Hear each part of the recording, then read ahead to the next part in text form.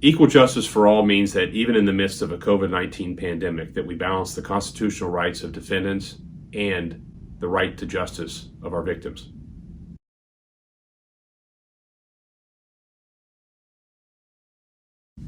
I'm Jason Anderson, the San Bernardino County District Attorney. We're here to talk about some measures and modifications that we've taken in regards to our court approach as it relates to COVID-19 virus.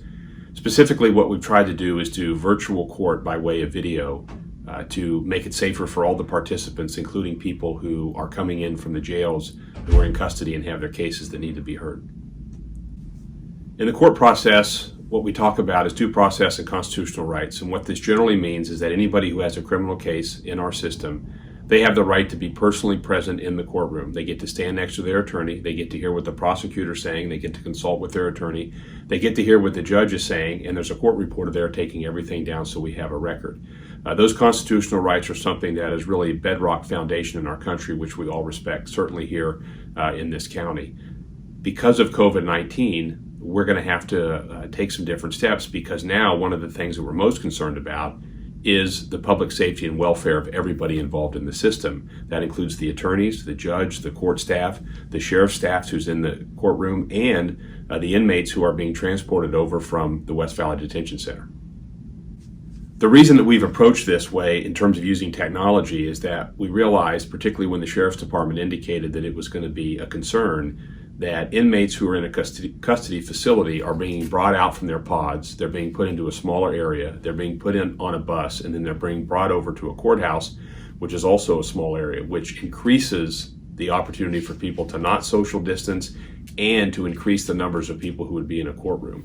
And so because of the public health concerns, that is what the initiation was for when we said, hey, let's use video to see if we can keep inmates in their pods isolated in a location to where they can access technology, where they can access their attorney who also has technology who would be in the courtroom, and that way they could hear the judge and things could be done on the record. Fortunately, here in our district attorney's office, we already had the infrastructure in place to be able to pull off sort of this technological marvel. We have DA-enabled Wi-Fi here in the building, and we also have it in the courtrooms. It's very secure. Our IT department is phenomenal in terms of being able to coordinate video, audio feeds, and figuring out, trying to take a platform into a courtroom that's never been used before. Also at the jail, in regards to their Wi-Fi and their bandwidth, that is certainly secured. We went out and actually obtained 11 iPads to be able to pull this off, because it was easier to do logistically at the jail than take over individual computers that we have, where people could have audio and video capability on the computers. And so we've been able to pull all that off with the cooperation of our IT here in the office, with the courts, and particularly with the Sheriff's Department that was motivated to ensure that their people stay safe and that the inmates aren't vectored. Some of the hurdles that we've experienced is that over the last 2.5 to almost 3 weeks, some of the orders have changed in regards to how courts are going to operate in this time of COVID-19. We have to wait on the California Supreme Court Justice to give us orders as to whether we can do limited hearings, which we've done. We also have to wait on the local court to implement those orders in a way that they see fit at the local level. Not every county is the same. We're a very large county, very large courthouses, very large population. It works differently here, let's say, than it would up north in some of the more rural counties. And so some of those things that we had to overcome was just understanding, can we do this? And if we can do it, how are we going to pull it off? And so once we were able to understand that we could do it, then we started putting these other things in place that we hopefully are going to be able to get started by next week. The day-to-day challenges on going virtual through video is that every day in court, people are used to standing there or sitting there at a table, addressing the judge or having questions asked of them. And a lot of times criminal cases are resolved by way of a plea bargain. Those plea bargains require written paperwork that is filled out in real time while everyone is sitting at the table, reviewed by the attorneys, agreed to by the defendant, and approved by the judge. So if you go to this video format where people are going to be separated, that was one of the biggest logistical issues, is how are we going to have someone who desires to take a plea bargain on a case, sign it at location A, have it reviewed in location B, and have it reviewed and signed by a judge at location B. What we did is we decided that with the use of a scanner and printers, we could pull off this virtually. So in other words, somebody signs a plea bargain at the jail. That plea bargain is scanned in, and then that scanned copy will print out in the courtroom so the attorney there can review it. Now you have to understand that during this period of time, there'll also be a mechanism for someone in custody to confidentially communicate with their attorney to work out any questions or concerns that they have as we're deciding what to do in the case. Once that's decided that we're going to actually do a plea bargain, then the scanned copy comes through in the court. It's a copy that then the attorney will sign, the prosecutor will sign, and the judge will review.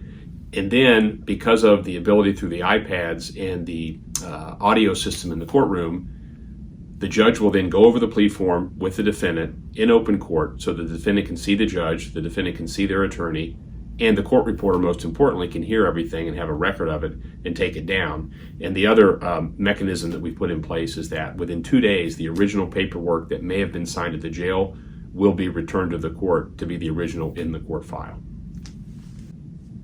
One of the most unique things in all of this is that, as I talked about earlier, we have to balance the due process and constitutional rights of individuals who've been charged with a crime, but we also have to see through to public safety.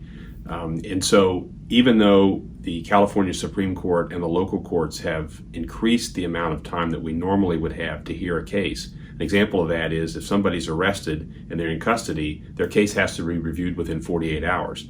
The new rules say that it can be up to 7 days.